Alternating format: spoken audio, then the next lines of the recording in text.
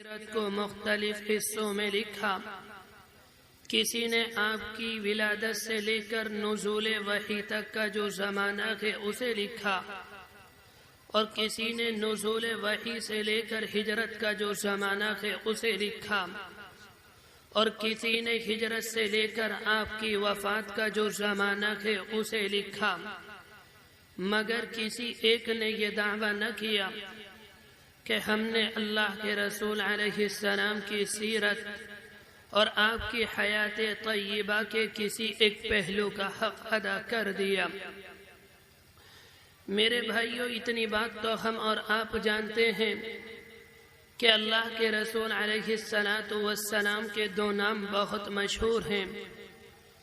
آپ کا ایک نام احمد تھا اور آپ کا ایک نام محمد تھا۔ آپ کے دنیا میں آنے سے پہلے آسمانوں میں آپ کا نام احمد تھا۔ قرآن مجید کا بیان ہے، عیسیٰ علیہ السلام نے اپنے حواریوں سے، اپنے ماننے والوں سے اپنے زمانے میں یہ بات کہی تھی، یا ایھا الناس انی رسول اللہ علیکم، اے لوگوں میں تمہاری طرف اللہ کا رسول ہوں، مصدقا لما بین یدی من التوراۃ، اور مجھ سے پہلے اللہ تبارک و تعالی نے جو اپنی کتاب توریت موسیٰ علیہ السلام پر نازل کی، میں اس کی تصدیق کرتا ہوں کہ وہ اللہ کی برحق کتاب تھی۔ اور اس کے بعد فرمایا وَمُبَشِّرًا بِرَسُولٍ یأتی من بعدی، میں تمہیں بشارت دیتا ہوں، میں تمہیں خوشخبری سناتا ہوں ایک ایسے رسول کی جو میرے بعد آئے گا، اسمہ احمد، اس کا نام احمد ہوگا۔ پتہ چلا کہ اللہ کے رسول کی آمد سے پہلے آسمانوں میں آپ کا نام احمد تھا۔ جب آپ دنیا کے اندر تشریف لائے، آپ کے دادا نے 7ویں روز عقیقہ کیا، اور اس تقریب میں قریش کے معزز لوگوں کو، قریش کے سرداروں کو اور اپنے قبیلے کے سربر آوردہ لوگوں کو مدعو کیا۔ وہ سارے کے سارے لوگ عبد المطلب کی اس تقریب میں شریک ہوئے۔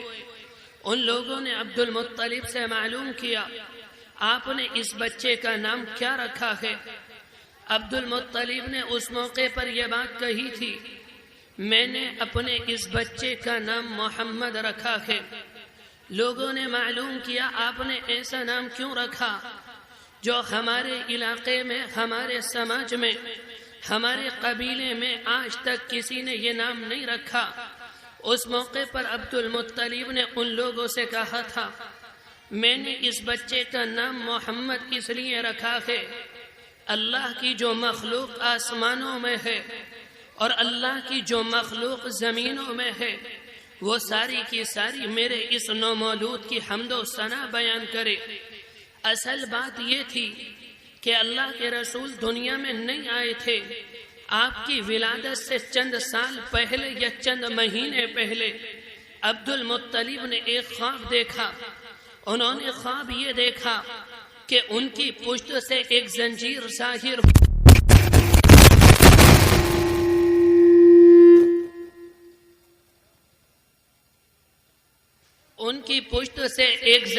ظاہر ہوئی، جس کا ایک سرا آسمان میں ہے اور ایک سرا زمین میں ہے، ایک سرا مشرق میں ہے اور ایک سرا مغرب میں ہے۔ کچھ دیر کے بعد وہ زنجیر درخت بن گئی، اس نے درخت کی شکل اختیار کر لی، اور اس کے پتوں پر ایسا نور ہے جو چاند کی چاندنی سے بڑھ کر ہے، جو سورج کی روشنی سے بڑھ کر ہے۔ انہوں نے دیکھا کہ مشرق اور مغرب کے لوگ اس کی شاخوں کو چپٹے ہوئے ہیں۔ قریش کے چند لوگ ہیں جو اسے کاٹنے کی کوشش کرتے ہیں، اور چند لوگ ہیں جو اس کے پتوں کو، اس کی شاخوں کو پکڑے ہوئے ہیں۔ جب انہوں نے یہ عجیب و غریب خواب دیکھا، اس زمانے کے جو معبرین تھے وہ ان کے پاس گئے اور انہوں نے جا کر اپنا خواب بیان کیا۔ انہوں نے اس موقع پر عبد المطلب سے یہ بات کہی تھی کہ ان قریب تمہاری نسل میں ایک بچہ پیدا ہوگا کہ مشرق اور مغرب کے لوگ اس سے محبت کریں گے، قریش کے کچھ لوگ اس کی مخالفت کریں گے اور قریش کے کچھ لوگ اس کے ساتھ محبت کریں گے، اس کی پیروی کریں گے، اور اللہ کی جو مخلوق آسمانوں میں ہے اور جو مخلوق اللہ کی زمینوں میں ہے وہ ساری کی ساری آپ کے اس بچے کی تعریف کرے گی۔ اس وجہ سے آپ کے دادا نے آپ کا نام محمد رکھا۔ محمد کے معنی ہوتے ہیں کسی کے فضائل کو، کسی کے اوصاف کو، کسی کے اخلاق کو، کسی کے محاسن کو کثرت کے ساتھ، محبت کے ساتھ بار بار بیان کرنا۔ میرے بھائیو، اتنی بات تو ہمیں معلوم ہے کہ آپ کے دنیا میں آنے سے پہلے کہ آپ کے والد کا انتقال ہوا، جب آپ کی عمر 6 سال کو پہنچی تو آپ کی والدہ کا انتقال ہوا۔ اس کے بعد آپ نے اپنے دادا کے ساتھ رہنا شروع کیا۔ دادا آپ سے بہت زیادہ محبت کرتے۔ عبد المطلب کا بیت اللہ کے سائے میں ایک فرش بچھا ہوا تھا۔ وہ اپنے قبیلے کے، اپنے معاشرے کے ایک معزز انسان تھے، لوگ ان سے محبت کرتے تھے اور انہیں اپنا سردار تسلیم کرتے۔ اس وجہ سے بیت اللہ کے سائے میں ان کا ایک فرش بیٹھا ہوا تھا۔ جب قریش کے بڑے بڑے لوگوں کی بیت اللہ میں میٹنگ ہوتی تو عبد المطلب اس فرش پر بیٹھا کرتے، کبھی کبھی اللہ کے رسول کو لے کر جاتے اور اپنے اس فرش پر بٹھا دیتے، آپ سے ہمدردی کی باتیں کرتے، آپ سے ملاطفت کی باتیں کرتے اور اس بات کو یاد کرتے کاش آج اس کا باپ ہوتا، آج اپنے بچے کو دیکھ کر کتنا خوش ہوتا، لیکن وہ اس دنیا میں نہیں۔ اللہ کی تقدیر کچھ اور تھی۔ آپ کی عمر 8 سال کی ہوئی۔ جو دادا آپ کا خیال رکھ رہے تھے، جو اپنے آپ سے زیادہ اپنے پوتے کی پرورش میں دھیان دے رہے تھے، اللہ کی تقدیر یہ تھی کہ وہ دنیا سے رخصت ہو گئے۔ اس کے بعد آپ نے اپنے چچا ابو طالب کے ساتھ رہنا شروع کیا۔ یہ آپ کے حقیقی چچا یعنی آپ کے والد عبداللہ اور آپ کے چچا ابو طالب کی ماں ایک تھی، دونوں کی ماں ایک، دونوں کے باپ ایک، دونوں ایک ماں باپ کے اولاد تھے، یہ دونوں سگے بھائی تھے۔ جب یہ عبد المطلب کے پاس آئے، ابو طالب ان سے بہت محبت کرتے، جو وہ اپنے بچوں کو کھلاتے اس سے اچھا پیغمبر دو جہاں کو کھلاتے، جو اپنے بچوں کو پہناتے اس سے اچھا اللہ کے رسول کو پہنچاتے۔ اس زمانے میں مکہ مکرمہ کا کاروبار مدینہ منورہ سے نہیں بلکہ ملک شام سے ہوتا، اور ابو طالب بھی اپنا تجارت کی غرض سے کبھی کبھی ملک شام جایا کرتے۔ ابو طالب نے ملک شام جانے کا ارادہ کیا۔ آپ کی عمر اس وقت تقریباً 9 سال تھی۔ آپ کو پتہ یہ چلا کہ چچا لے کر نہیں جانا چاہتے۔ ابو طالب سمجھ رہے تھے کہ سفر لمبا ہے، بچہ چھوٹا ہے، بچہ پریشان ہو جائے گا، بچہ تھک جائے گا۔ جب آپ کے کانوں میں یہ جملہ پڑا، آپ چچا کے پاس آئے۔ جس طرح سے ایک معصوم 5-6 سال کا بچہ محبت میں آ کر کبھی کبھی اپنی باپ کی ٹانگوں کو لپٹ جاتا ہے، اس طرح سے آپ آئے اور آ کر چچا کی ٹانگوں سے لپٹ گئے۔ ابو طالب کے دل پر اللہ کے رسول کی یہ محبت آئی، انہوں نے اس بات کا ارادہ کیا اگر میں جاؤں گا اپنے اس بھتیجے کو اپنے ساتھ لے کر جاؤں گا۔ ابو طالب لے کر گئے۔ جب مکہ مکرمہ سے جو قافلے ملک شام جاتے وہ ڈائریکٹ ملک شام نہیں جاتے بلکہ وہ جگہ جگہ قیام کرتے ہوئے جاتے۔ راستے میں ایک مقام بصرہ کا پڑتا، یہاں پر آ کر سارے قافلے ٹھہرتے، اپنی سواریوں کو آرام دیتے، اپنا کھانے اور پینے کا انتظام کرتے، اپنے آپ کو آرام دیتے۔ یہاں پر آ کر آپ کے چچا نے اپنے قافلے کا قیام کیا، یہاں آ کر پڑاؤ ڈالا۔ یہاں پر ایک راہب اپنے معبد خانے میں رہتا تھا۔ جب وہ نکل کر باہر آیا اس نے اس زمانے میں انجیل پڑھ رکھی تھی، اس نے توریت پڑھ رکھی تھی، اور انجیل کے اندر جو علامتیں اللہ کے رسول علیہ السلام کی بتائی گئی تھیں وہ ساری کی ساری اسے معلوم تھی۔ جب اس راہب کی نگاہ اللہ کے رسول پر پڑھی، اس نے پہچان لیا ہو نہ ہو یہ وہی بچہ ہے جس کی علامتیں انجیل میں بیان کی گئیں، جس کی علامتیں توریت کے اندر بیان کی گئیں۔ انہوں نے آپ کے چچا سے معلوم کیا یہ بچہ آپ کا کون ہے؟ چچا نے کہا یہ میرا بھتیجا ہے۔ اس راہب نے اس موقع پر کہا میں نے توریت کے اندر نبی آخر الزماں کی علامتیں پڑھی ہیں، وہ ساری کی ساری نشانیاں مجھے اس بچے میں نظر آتی ہیں، آپ اسے شام لے کر نہ جائیں۔ اگر یہود نے پہچان لیا کہ نبی آخر الزماں یہ ہے تو اس بچے کی جان کو خطرہ ہے۔ میری رائے یہ ہے اس بچے کو یہیں سے واپس کریں۔ ابو طالب اپنے بھتیجے کو بصرہ سے مکہ مکرمہ لے کر آئے۔ جب آپ کی عمر تقریباً 15 سال ہوئی، آپ نے معاش کی طرف توجہ کرنا شروع کیا۔ آپ نے اس زمانے میں بکری چرانے کا پیشہ اختیار کیا۔ یہ اس زمانے کا ایک شریفانہ ذریعہ معاش سمجھا جاتا۔ جب آپ کو نبی بنایا گیا، آپ نے صحابہ اکرام سے یہ بات فرمائی تھی کہ دنیا کے اندر جتنے انبیاء اکرام آئے ان سارے کے ساروں نے بکریاں چرائیں۔ آپ کے ایک صحابی نے معلوم کیا اے اللہ کے رسول یہ تو بتائیے کہ آپ نے بھی چرائیں یا نہ چرائیں؟ آپ نے فرمایا میں نے بھی چرائیں۔ آپ کی عمر 25 سال ہوئی، آپ نے حضرت خدیجہ کے ساتھ نکاح کیا۔ اس کے بعد جب آپ کی عمر 35 سال ہوئی، قریش کے لوگوں نے ارادہ کیا بیت اللہ کی چھت گر چکی ہے، اس کی دیواروں میں شگاف آ گیا، اس کی دیواریں پھٹنے لگی کہ بیت اللہ کی تعمیر نو کا قریش نے ارادہ کیا۔ اس زمانے کے اندر بیت اللہ کی تعمیر اس طرح سے نہیں بلکہ اس کی نوعیت یہ تھی کہ گارے اور پتھر بگارے کے ذریعے انہیں پتھروں کو جوڑا نہیں گیا تھا بلکہ پتھر کے اوپر پتھر رکھ دیے گئے۔ جب اس کی چھت گر گئی، قریش کے لوگوں نے ارادہ کیا کہ ہم بیت اللہ کی تعمیر کریں گے۔ لوگ آئے، اس کے پتھروں کو احترام کے ساتھ ہٹایا اور پھر اس کی تعمیر کرنے کی نوبت آئی۔ جب اس کی تعمیر جس جگہ پر حجر اسود نصب ہے یہاں پر پہنچی، قریش کے اندر اختلاف ہوا۔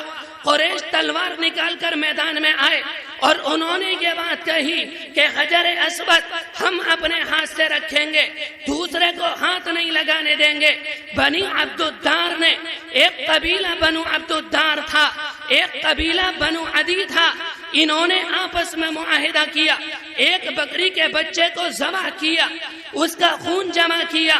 ایک قبیلے کے سردار نے دوسرے قبیلے کے سردار کے ہاتھ میں ہاتھ دیا اور اپنا ہاتھ خون کے پیالے میں لے گئے اور اس بات کا عہد کیا مرتے دم تک ہم تمہارا ساتھ دیں گے، تم ہمارا ساتھ دینا، کچھ بھی ہو جائے حجر اسود کو دوسرے کو ہاتھ نہیں لگانے دیں گے۔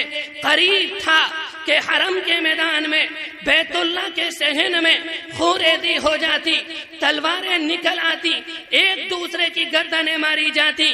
ایک بزرگ نے رائے یہ دی لڑنے کی بات نہیں، جو کل صبح سب سے پہلے بیت اللہ کے اندر آئے وہ ہمارا فیصلہ کرے گا۔ اللہ کا کرنا یہ ہوا، نبی آخر الزماں سب سے پہلے بیت اللہ کے اندر آئے۔ جب لوگوں نے دیکھا تو لوگ کہنے لگے ھذا الامین ھذا الصادق رضینا، یہ امانت دار ہیں، یہ سچے ہیں، یہ جو فیصلہ کریں گے ہم اسے ماننے کو تیار۔ آپ نے چادر منگائی، اپنے ہاتھ سے حجر اسود کو اس چادر کے اوپر رکھا اور ہر قبیلے کے سردار سے کہا کہ چادر کو پکڑو۔ سب نے مل کر اٹھایا اور آپ نے حجر اسود کو اٹھا کر اس کی جگہ پر نصب کر دیا۔ اس طرح سے آپ نے اپنی ذہانت سے، آپ نے اپنی فراست سے، آپ نے اپنی حکمت کاملہ سے قرآن قریش کے ایک بہت بڑے فتنے کا سدباب کیا۔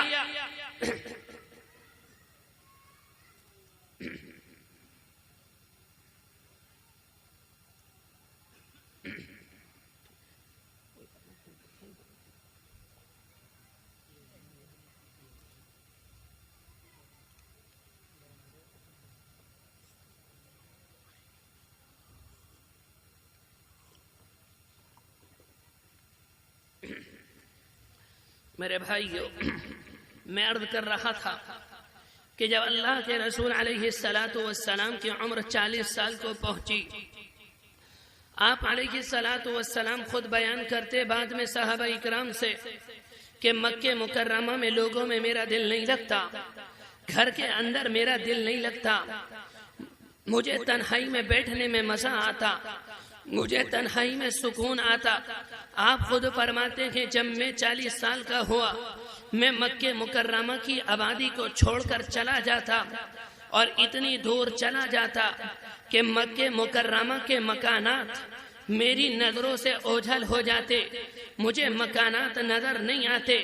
آپ غار حرا میں تشریف لے جاتے جو مکہ مکرمہ سے 3 میل کے فاصلے پر ہے، آپ اس میں بیٹھتے اور ابراہیمی طریقے پر فطرت سلیم کی رہنمائی سے اللہ کی عبادت میں مشغول رہتے۔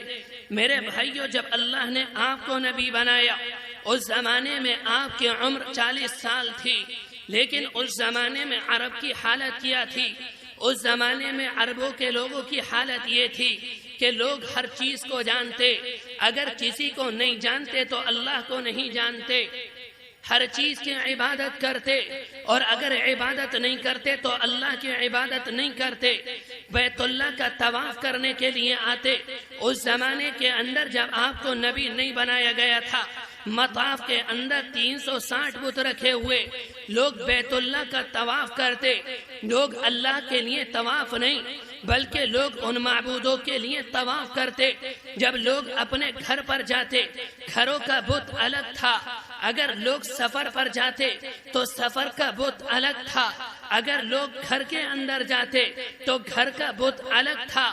اس زمانے میں لوگوں کا عقیدہ اتنا کمزور تھا، وہ جب مکہ مکرمہ سے سفر کرتے اور تجارت کے لیے ملک شام جاتے تو ایک بت کو اپنی جیب میں رکھ لیتے یا اپنے تھیلے میں رکھ لیتے۔ انہیں اس بات کا گمان ہوتا اگر راستے میں معبود نہ ملا، اگر راستے میں کوئی مسجود نہ ملا، ہم کس کی عبادت کریں گے؟ وہ اپنے تھیلے سے بت کو نکالتے اور راستے میں اس کی عبادت کرتے۔ اگر سفر کے دوران کوئی خوشنما پتھر نظر آ جاتا، وہ جیب والے بت کو پھینک دیتے اور نئے پتھر کی عبادت شروع کر دیتے۔ لوگوں کی بد اخلاقی کا اس زمانے میں عالم یہ تھا کہ زنا کاری عام تھی، چوری عام تھی، لوٹ مار عام تھی، مختلف قسم کے نکاح تجویز کر رکھے تھے۔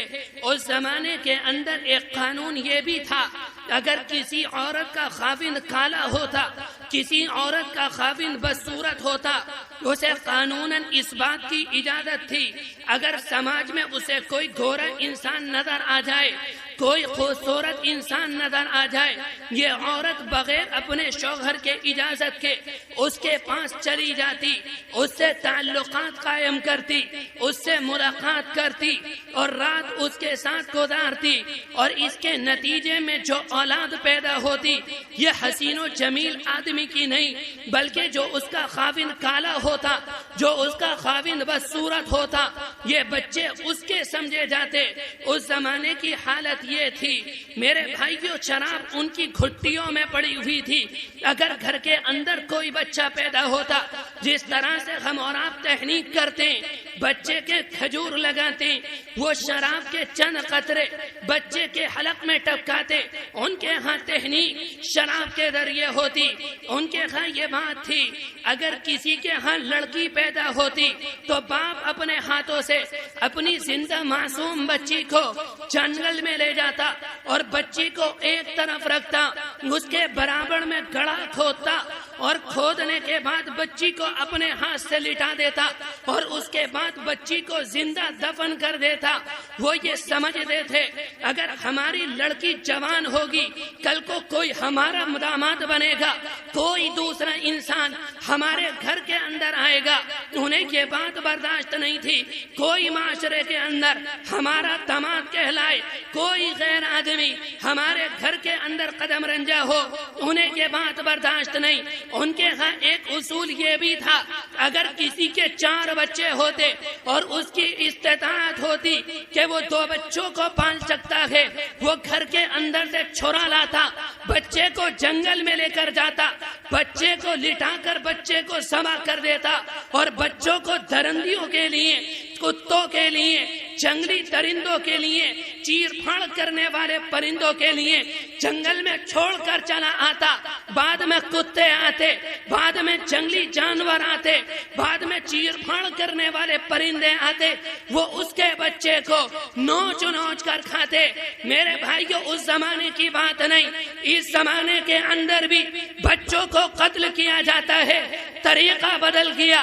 اگر وہ بچیوں کو زندہ درگور کر رہے تھے، اگر وہ بچوں کو چاقو سے ذبح کر رہے تھے، اس زمانے میں زندہ درگور نہیں کیا جاتا۔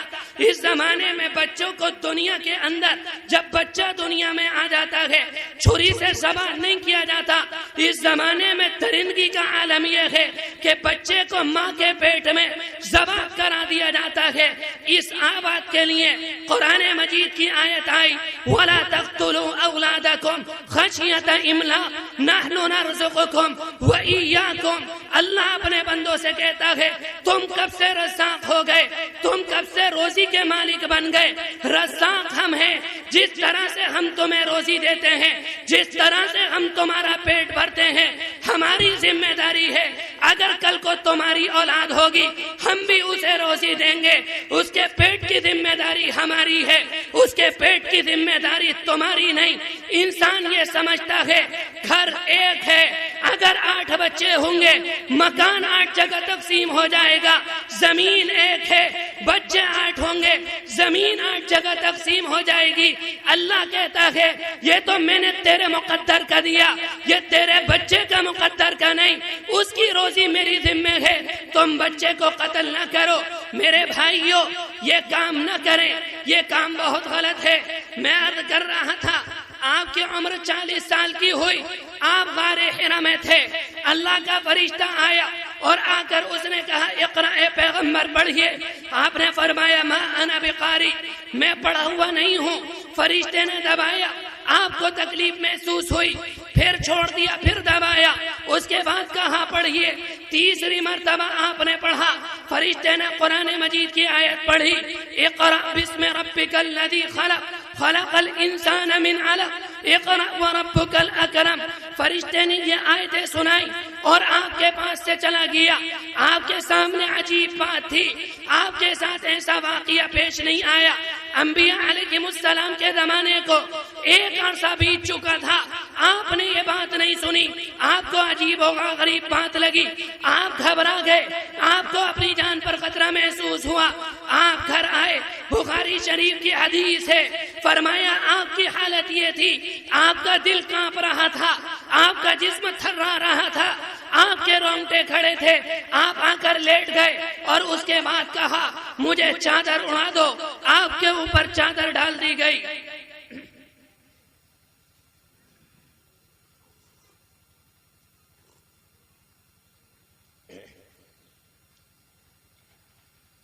آپ کے اوپر چادر ڈال دی گئی۔ کچھ دیر کے بعد آپ کو سکون ہوا۔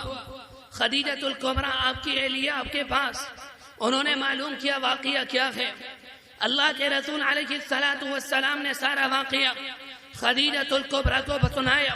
وہ بہت ذہین عورت تھی، انہوں نے سب سے پہلے یہ نہیں کہا کہ میں آپ کا کوئی حل تلاش کروں، ان کی زبان سے پہلا جملہ نکلا کلا واللہ ما یخزیک اللہ ابدا۔ اللہ کے رسول ہرگز نہیں، اللہ آپ کو ضائع نہیں کرے گا، اللہ آپ کو رسوا نہیں کرے گا، اللہ آپ کو ذلیل نہیں کرے گا۔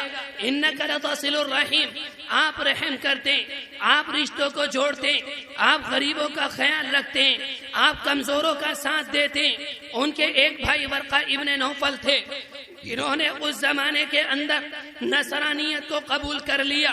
یہ انجیل کے اس زمانے میں عالم مانے جاتے، وہ ان کے پاس آئیں، اللہ کے رسول علیہ السلام کو ساتھ لائیں۔ آپ نے سارا واقعہ ورقہ ابن نوفل کو سنایا اور انہوں نے سنتے ہی یہ بات کہی ھذا الناموس الذی جاء بموسیٰ، یہ تو ھذا الناموس الذی نزل اللہ علی موسیٰ، یہ اللہ کا وہ فرشتہ ہے جو موسیٰ علیہ السلام کے پاس آتا۔ اس کے بعد کہتے ہیں یا لیتنی فیہا جزعا، یا لیتنی اکون حیا اذ یخرجک قومک، اے پیغمبر اللہ کا فرشتہ ہے، آپ آگے چل کر اللہ کے نبی بنیں گے، کاش مجھے اتنی زندگی ملتی جب آپ کی قوم آپ کو نکال کر مکہ مکرمہ سے باہر کر دے گی۔ آپ کو تعجب ہوا اس لیے کہ معاشرے کے اندر آپ اپنے مقام سے واقف تھے، قوم آپ کو امین کہہ رہی تھی، قوم آپ کو صادق کہہ رہی تھی، قوم آپ کو پاک پاک سمجھ رہی تھی۔ آپ نے تعجب کے ساتھ معلوم کیا اب مخرجیہم، کیا لوگ مجھے نکال دیں گے؟ انہوں نے کہا جو تعلیم آپ لے کر آئے، آپ سے پہلے جو نبی یا جو پیغمبر یہ تعلیم لے کر آیا، اس کی قوم نے اس کی مخالفت کی، اس کی قوم اس کی دشمن بن گئی، اس کی قوم نے اسے اپنے علاقے سے نکال دیا۔ یہی آپ کی قوم آپ کے ساتھ کرے گی۔ یہ آپ کے پاس وحی آئی، 2.5 سال تک کتابوں کے اندر آتا ہے، وحی نہیں آئی، آپ بہت زیادہ پریشان۔ آپ کہتے اگر وہ وحی تھی، اگر وہ اللہ کا فرشتہ تھا، اب وہ میرے پاس کیوں نہیں آتا؟ آپ بے چین رہتے، آپ خود بیان کرتے کبھی کبھی میرا دل چاہتا کہ میں اپنے آپ کو بلندی پر لے جاؤں، میں اپنے آپ کو پہاڑ کی چوٹی پر لے جاؤں اور وہاں سے جا کر اپنے آپ کو گرا دوں۔ جب میرے دل کے اندر یہ ارادہ آتا تو غیب سے آواز آتی، یا رسول یا محمد انک لرسول اللہ، اے محمد آپ اللہ کے برحق رسول ہیں۔ جب آپ فرماتے مجھے یہ آواز آتی، مجھے بہت زیادہ تسلی ملتی، مجھے بہت سکون ملتا۔ آپ نے فرمایا 2.5 سال گزر گیا، بینما انا امشی، میں ایک دن جا رہا تھا، سمعت صوتا من السماء، اچانک میں نے آسمان سے ایک آواز کو سنا، فرفعت بصری، میں نے اپنی نگاہ کو اوپر کیا، فإذا الملك الذي جاءني بحراء جالس على كرسي بين السماء والأرض، اچانک وہ فرشتہ ہے جو میرے پاس حرا میں آیا تھا اور وہ بیٹھا ہوا ہے ایسی کرسی پر جو زمین اور آسمان کے درمیان۔ آپ نے فرمایا فرعبت میں ڈر گیا، فرجعت میں واپس ہوا، فقلت میں نے کہا سنبلونی سنبلونی، میرے اوپر چادر ڈال دو، میرے اوپر چادر ڈال دی گئی۔ فانزل اللہ تعالی یا ایھا المدثر قم فانذر وربک فکبر، میرے اوپر چادر ڈالی گئی، قرآن مجید کی آیت آئی، اے چادر میں لیٹنے والے اٹھ کر کھڑے ہو جاؤ، اپنے رب کی کبریائی بیان کرو، اپنے کپڑوں کو پاک صاف رکھو۔ یہاں سے آپ نے دعوت کا کام شروع کیا۔ سب سے پہلے خدیجہ کے سامنے بات رکھی، وہ ایمان لے کر آئی۔ صدیق اکبر کے سامنے بات رکھی، وہ ایمان لے کر آئے۔ علی مرتضی کے سامنے بات آئی، وہ ایمان لے کر آئے۔ زید ابن حارثہ کے سامنے بات آئی، وہ ایمان لے کر آئے۔ آپ خاموشی کے ساتھ کام کرتے رہے۔ معاشرے میں جو نرم لوگ تھے، جو آپ سے محبت کرتے، آپ ان کے پاس جاتے، قرآن مجید کی آیت سناتے، انہیں دین کی طرف دعوت دیتے۔ 3 سال تک خاموشی کے ساتھ دعوت دیتے رہے۔ 3 سال کے بعد قرآن مجید کی آیت آئی، فاصدع بما تؤمر واعرض عن المشرکین، اے پیغمبر دعوت کا کام خاموشی سے نہیں ہوگا، تنہائی میں نہیں ہوگا، بلکہ معاشرے میں نکل کر ہوگا، کھل کر ہوگا۔ قرآن مجید کی آیت آئی، آپ کو ہے صفا پر گئے، وہاں جا کر آواز لگائی یا صباحا، یہ ایسا نعرہ تھا جب قریش کو خطرہ ہوتا، کوئی انسان بلندی پر چڑھتا، یہ نعرہ لگاتا، سارے کے سارے لوگ آ جاتے۔ آپ نے آواز لگائی، سارے کے سارے لوگ آ گئے۔ آپ پہاڑ کے اوپر تھے، آپ نے لوگوں سے معلوم کیا، اے لوگوں میں تم سے کہتا ہوں اس پہاڑ کے پیچھے رہزنوں کا لشکر ہے، ان قریب تم پر حملہ کرنے والا ہے، تمہاری بیویوں پر حملہ کرنے والا ہے، تمہارے بچوں پر حملہ کرنے والا ہے، تمہارے گھر کو اجاڑنے والا ہے، تم میری بات مانو گے یا نہ مانو گے؟ لوگوں نے کہا اے اللہ کے رسول آپ صادق ہیں، آپ امین ہیں، آپ جھوٹ نہیں بولتے، اگر آپ فرمائیں گے سچ فرمائیں گے۔ آپ نے یہ بات کہی، لوگوں نے یہ بات کہی، اس کے بعد آپ نے فرمایا انا النذیر العریان، میں کھل کر ڈرانے والا ہوں، انی نذیر لکم بین یدی عذاب شدید، اے لوگوں تمہیں عذاب سے ڈرانے آیا ہوں۔ یا ایھا الناس، اے لوگوں قولوا لا الہ الا اللہ تفلحوا، اے لوگوں لا الہ الا اللہ کہہ لو، معبودان باطل کا انکار کر دو۔ آپ اتر کر آئے اور آپ نے دعوت کا کام شروع کیا۔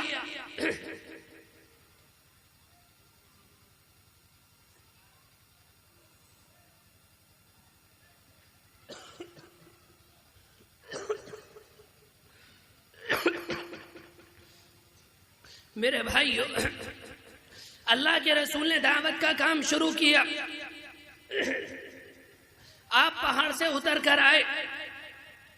جب آپ نے دعوت کا کام شروع کیا، لوگوں کو بتوں کی عبادت سے روکا، لوگوں کے سامنے قرآن مجید کی تلاوت کی،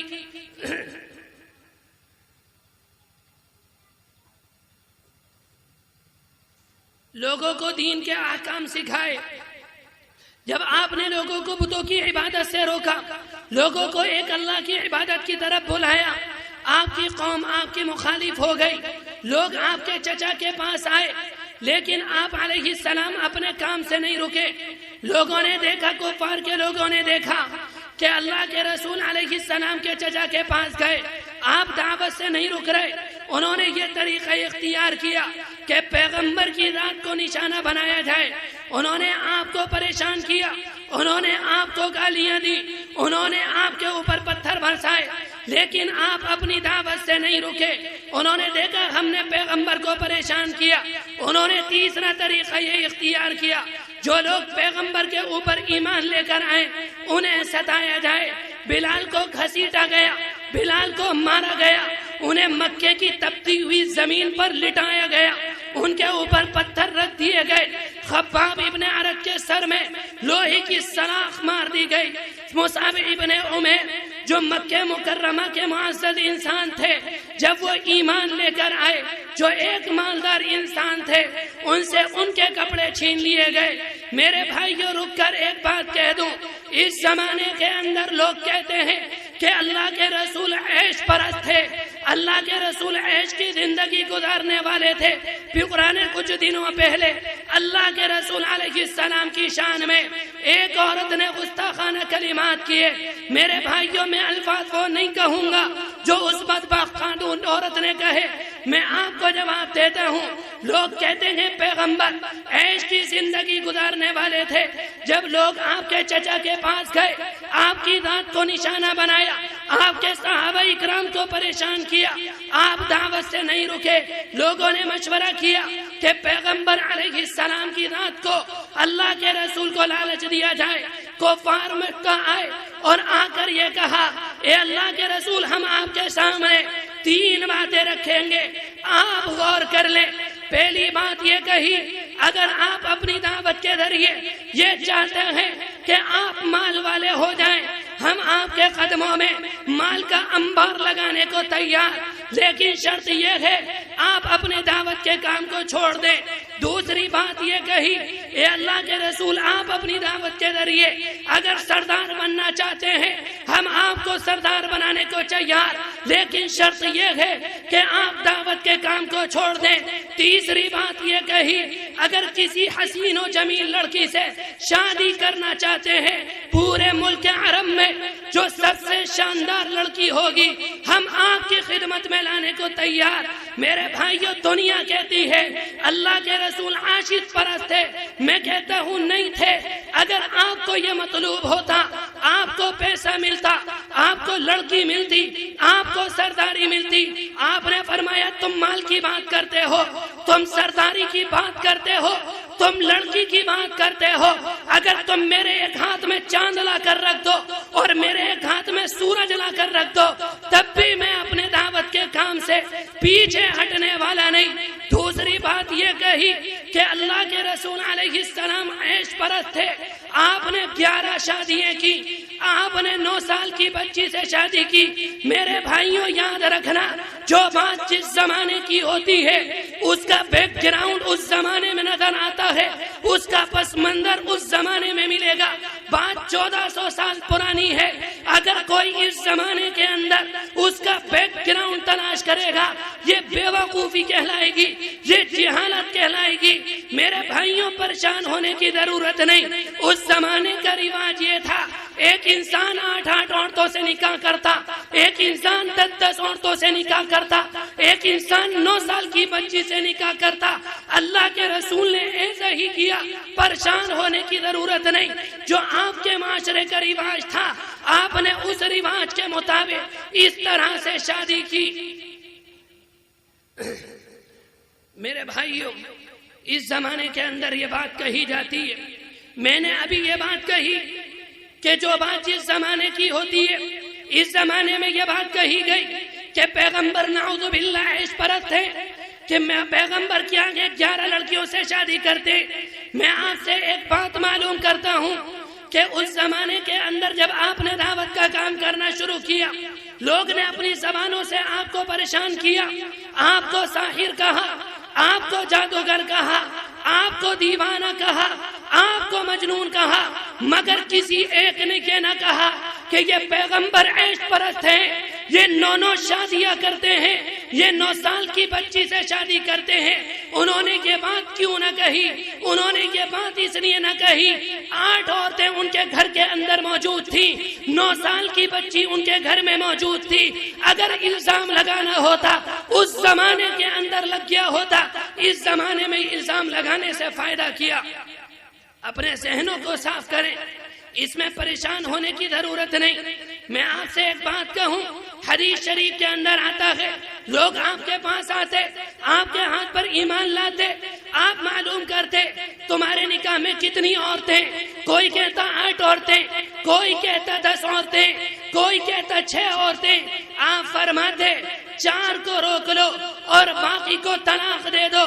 میرے بھائیوں، کوئی انسان یہ کہنے لگے کہ اللہ کے رسول نے 11 کی اور لوگوں کو 4 کا حکم دیا، میرے بھائیوں قیامت تک کے لیے قانون بنانا تھا، اور آپ نے جو نکاح کیے آپ نے خود نہ کیے بلکہ اللہ کے حکم سے کیے۔ میں آپ سے کہہ کر جانا چاہتا ہوں، اگر آپ 4 سے زیادہ کی اجازت دے دیتے، معاشرے کے اندر جتنی لڑکیاں ہیں وہ ساری کی ساری مالداروں کو ملتی، اور غریب کے حصے میں 1 لڑکی نہ آتی۔ کسی کے پاس 15 ہوتی، کسی کے پاس 20 ہوتی، کسی کے پاس 10 ہوتی، اور غریب کے پاس 1 نہ ہوتی۔ اللہ کے رسول علیہ السلام نے جو 9-11 نکاح کیے، آپ نے اپنے اس عمل سے اپنی امت کو تعلیم دی، جس طرح سے میں نے نکاح زیادہ کیے ہیں تم بھی زیادہ کرنا۔ آپ نے یہ بات ارشاد فرمائی، جس عورت کے بچے زیادہ ہوں گے کل قیامت کے میدان میں وہ میرے سب سے قریب ہوگی، اور میں اپنی امت کی کثرت کو دیکھ کر فخر محسوس کروں گا۔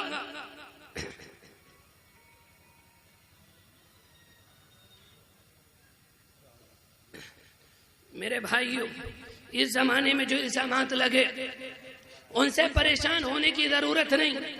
میں بات لمبی کرنا نہیں چاہتا، 1-2 باتیں عرض کر کے رخصت ہو جاتا ہوں۔